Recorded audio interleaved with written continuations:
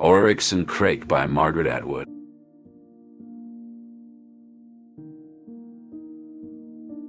The World of Organic. In the year 2042, Jimmy stood at the edge of the Organic compound, perched atop a hill overlooking the dense urban jungle of Neo-Sol. The pleblands, as they were derogatorily termed, sprawled out like a tapestry of chaos, a stark contrast to the sterile utopia behind him. He turned, his gaze sweeping over the clinical precision of the buildings where his father, a renowned geneticist, spent his days playing God. "Hey, Jimmy, you coming?" Crake's voice pierced his reverie. His friend's presence was a reminder of the only human connection he had in this secluded existence. As they ambled towards the main lab, Jimmy's mind was a whirlpool of conflicting emotions. The Pagoons, once just a figment of scientific ambition, now roamed the enclosures, their bodies grotesquely modified to nurture human organs. "It's unnatural," Jimmy muttered, more to himself than to Crake. "We're meddling with the essence of life." Crake, ever the pragmatist, dismissed his concerns with a wave. Progress doesn't care for nature's boundaries. It's evolution, accelerated by our hand. Inside the lab, Jimmy's parents were locked in a heated debate. His mother, a bioethicist, was the voice of reason in a sea of ambition. "These Pagoons, they're abominations, Frank," she implored, her eyes searching for any sign of doubt in her husband's. Frank, his eyes cold and calculating, responded with a tone of finality. "Abomination or not, they are the key to our survival. Moral quandaries can wait." Jimmy felt a chill run down his spine as they exited the lab. The Pagoons, with their patchwork of bristly hair and smooth, human-like skin, were a constant reminder of the blurred lines between species. Later, as Jimmy and Crake delved into a game of Extinctathon, the parallels between their actions and the real-world experiments were not lost on Jimmy. The game, a complex simulation of ecological disasters, was a dark reflection of the recklessness of Organic's endeavors. As they strategized over the digital demise of species, Jimmy's thoughts lingered on the Pagoons. Were they too just pawns in a game with stakes too high to comprehend? The question haunted him, even as he tried to focus on the game at hand. The world of Organic was indeed a place of wonders and horrors, and he was ensnared at its very core. Games of strategy and survival. Jimmy and Crake sat in their usual spots, the only light coming from their computer screens. "Checkmate in 4 moves," Crake announced. Jimmy, skeptical, made his move. The room was silent, filled only with the sound of their keystrokes. They played on, the game shifting, each one a different challenge, a different world to conquer. "Why do we play these games?" Jimmy whispered. Crake didn't look away from his screen. "It's training. It teaches us control in a world that's otherwise chaos." Jimmy wasn't sure he agreed, but said nothing. He played because it was a challenge, and because he valued Crake's company. As the night progressed, they continued their virtual battles, a prelude to the real challenges that awaited them beyond the confines of their room. Paths diverge. Jimmy slouched in the back row of the lecture hall, his gaze drifting to the clock as the professor droned on about the ethics of genetic modification. The minutes dragged until he could escape the stifling room and the weight of expectations that seemed to suffocate him. "Psst, Jimmy," whispered a voice from the row in front. It was Crake, his eyes fixed on the screen at the front, but his hand passing back a note. Jimmy unfolded the paper, reading the scribbled message. "Meet me after class. I've got something big to share." The bell finally rang, and Jimmy shuffled out, finding Crake waiting for him with a grin that was too sharp to be entirely friendly. "So, what's this big thing you wanted to share?" Jimmy asked, trying to match Crake's enthusiasm. "I've been recruited by the Watson Crick Institute," Crake announced, his chest puffing with pride. "You know, the leading research facility in genetic engineering and biotechnology. They're at the forefront of innovation. That's great, Crake, Jimmy managed, feeling a pang of envy. His thoughts raced. Crake's moving on to bigger things, and here I am, stuck in the same place. Will I ever get my chance? What about us? Our plans? Crake's smile faltered for a moment. Things change, Jimmy. This is a chance to make a real difference, to be part of something groundbreaking. Jimmy nodded, though his stomach twisted into knots. He knew this was the beginning of the end of whatever they had. And what about the Metadam group? Are you still? Crake's eyes darkened and he glanced around before leaning in closer. That's part of the big news. I'm in, deeper than ever. We're going to change the world, Jimmy, but I need to know if you're with me. Jimmy hesitated, the thrill of rebellion warring with the fear of the unknown. I don't know, Crake. This sounds dangerous. Crake clapped him on the back a little too hard. Don't worry, I'll keep you out of trouble. But I need someone I can trust to help market the Blyspluss pill. It's going to be huge. And what about the side effects? Jimmy asked, recalling the rumors of the pill's true purpose. Crake's grin returned, cold and calculating. That's the beauty of it. No one will know until it's too late. Overpopulation solved just like that. He snapped his fingers and Jimmy flinched. The conversation shifted as they walked, talking about old times, strategy games, and what lay ahead. But Jimmy couldn't shake the feeling that he was standing at a crossroads, with one path leading to a dark and uncertain destination. As they parted ways, Crake's words echoed in Jimmy's mind. Remember, Jimmy, paths diverge, but they can also converge again. Maybe our time isn't over just yet. Jimmy watched Crake disappear into the crowd, a sinking feeling in his chest.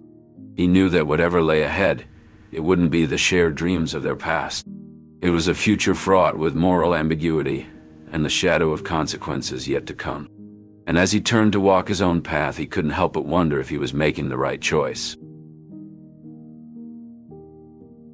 The Blyspluss conspiracy.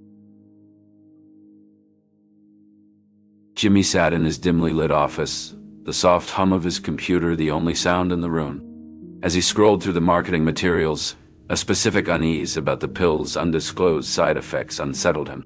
He knew it promised more than health and vitality, but the hidden consequences were a puzzle even to him. A knock on the door broke his concentration. It was not Crake this time, but Marla, the office custodian. You're working late again, Jimmy. Don't you ever take a break? She asked, leaning on her mop. Jimmy forced a smile. Just trying to wrap my head around this campaign. It's a lot. Marla shook her head. Well, don't let it consume you. People out there are starting to ask questions, you know. They say this pill could change everything. Her words echoed in Jimmy's mind long after she left. The campaign was an easy sell, but at what cost? The public was unaware of the looming consequences, and Jimmy felt the burden of this knowledge. Later, as he lay in bed, the reality of his involvement weighed heavily on him. He thought of Oryx, Crake's enigmatic partner, and the complex web of their relationships. She was in too deep, but to what extent was she aware? The next day, Jimmy's conversation with Oryx in the cafeteria did little to ease his concerns. Crake is confident in the campaign's success, she noted. Jimmy stirred his coffee, lost in thought. Success is a relative term, Oryx. Her hand brushed his, a silent acknowledgement of the shared uncertainty. As the launch of Blyspluss neared, anticipation built worldwide. Jimmy observed Crake's composed facade as he managed the final stages. Yet beneath the calm, an undercurrent of tension hinted at the upheaval that was to come. The Blyspluss conspiracy was unfolding, a narrative of ambition and power, a stark reminder of the delicate balance of human ethics and the repercussions of overreaching ambition. Jimmy was about to learn that the cost of such endeavors was far greater than he had ever imagined. betrayal, and pandemic. In the quiet aftermath of the world's collapse, Jimmy, now the sole human survivor, sat in contemplation. Weeks had passed since he last saw Crake, the architect of the New World Order. The silence of the once vibrant streets was punctuated only by distant sirens, a haunting soundtrack to the new reality. Jimmy's injured foot, a memento from the day chaos reigned, throbbed persistently. As he reflected on the events that led to humanity's downfall, the door monitor's beep shattered the silence. "Entry request, Crake," it announced, sending Jimmy's pulse racing. Crake's voice, urgent and familiar, broke through the speaker. "Jimmy, let me in." Jimmy's mind was a battleground of protocol, and the knowledge of his unique immunity, a gift or perhaps a curse from Crake, whose motives remained as enigmatic as the virus he unleashed. With a mixture of doubt and trust, Jimmy granted entry. Crake, his lab coat a canvas of crimson, stepped in with Oryx silent and seemingly serene in his arms. The sight sent a shiver through Jimmy, but before he could process the scene, Crake's actions spoke louder than any words could. With a swift, shocking motion, he ended Oryx's life, her blood a stark contrast to her pallor. Instinctively, Jimmy's hand found the gun's weight, and in a moment of raw emotion and tumultuous thoughts, he fired. Crake fell, his plea for understanding etched in his gaze. In the stillness that followed, with the gun slipping from his grasp, Jimmy stood amidst the ruin of his connections to humanity. Oryx and Crake, the two pillars of his past, lay motionless, their ends marking the final act of betrayal and loss. Outside, the pandemic raged on, indifferent to the drama within. Jimmy, now Snowman, embraced his role as the guardian of the Crakers, the innocence born from Crake's grand yet twisted vision. As he stepped into the ruins, Snowman carried the weight of his past and the fragile hope for redemption in a future, as uncertain as the flickering light that once illuminated his room. The guardian of Crakers. As the sun dipped below the horizon, its last rays bathed the world in a soft glow. Snowman returned to the Crakers' embrace. Their innocent enthusiasm was palpable, their curiosity unmarred by the day's explorations.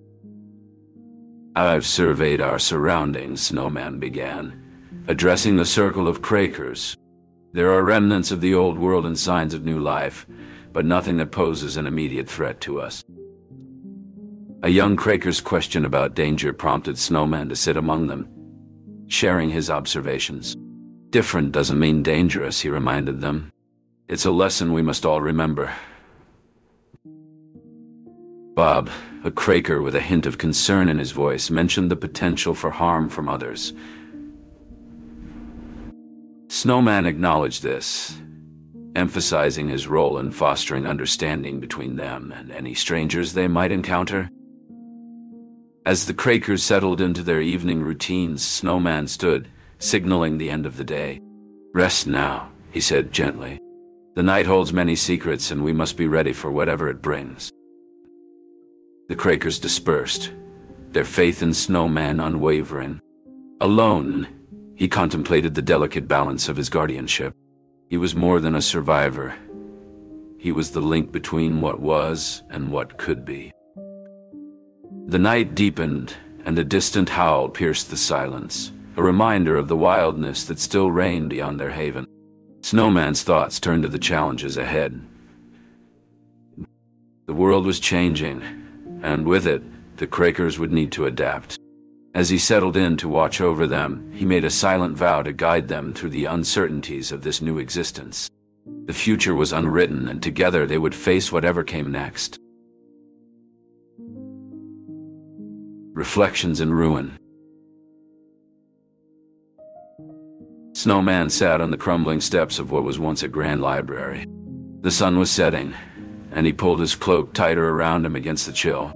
The Crakers, his companions, gathered around, their eyes reflecting the fading light. "Why is the world broken, Snowman?" a young Craker asked. Snowman looked at the young faces around him. "It's a long story," he said, "one that you already know some parts of. The Crakers seemed to accept this, their attention undivided. They were different, untouched by the complexities that once plagued humanity. "You take care of us," one Craker observed. Snowman nodded. "That's what I'm here for," he affirmed. As the first stars appeared, the Crakers prepared for sleep, their day's curiosity quenched. Snowman remained vigilant, the silent guardian amidst the ruins. The night deepened, and the moon cast a serene glow over the new world, a world that Snowman was a part of, quietly shaping its stories and its future. Seeking redemption. Snowman stood at the edge of the water, watching the gentle waves lap against the shore. The Crakers huddled close, their eyes reflecting a mix of wonder and apprehension. They had never seen the ocean before, nor had they understood the vastness of the world beyond their sheltered existence. "Snowman, why does the water move like that?" a young Craker asked, tilting his head in curiosity. Snowman replied, choosing his words carefully to avoid the metaphors he'd used before. "The movement of the ocean is caused by many factors, including the wind and the pull of the moon." The Crakers nodded, accepting his explanation. They trusted Snowman, their guardian, who had saved them from the chaos of a world they were never meant to inherit. As the sun began to set, Snowman knew it was time to address the challenges they faced. He gathered the Crakers around a flickering fire. "We must talk about the future," he began, his gaze sweeping over the group. "There are dangers in this world, things I've kept from you. But now, we must face them together." The Crakers listened, their expressions a mix of curiosity and concern. "There are others out there," Snowman continued. "People who may not understand you as I do. They might be scared or even dangerous, but we must find a way to live with them, to share this world." The fire crackled and the Crakers moved closer, seeking comfort in its warmth. Snowman looked at the hopeful faces around him. "I will teach you, guide you, and keep you safe," he reassured them. They didn't understand the complexities of the world or the moral dilemmas Snowman faced, but they knew he was their protector, their teacher, and their friend. For now they were safe. Snowman had found a purpose in this new world, guiding the Crakers through the ruins of the old. As he sat there, the guardian of a new generation, he allowed himself to believe that perhaps, in this role, he could make a difference.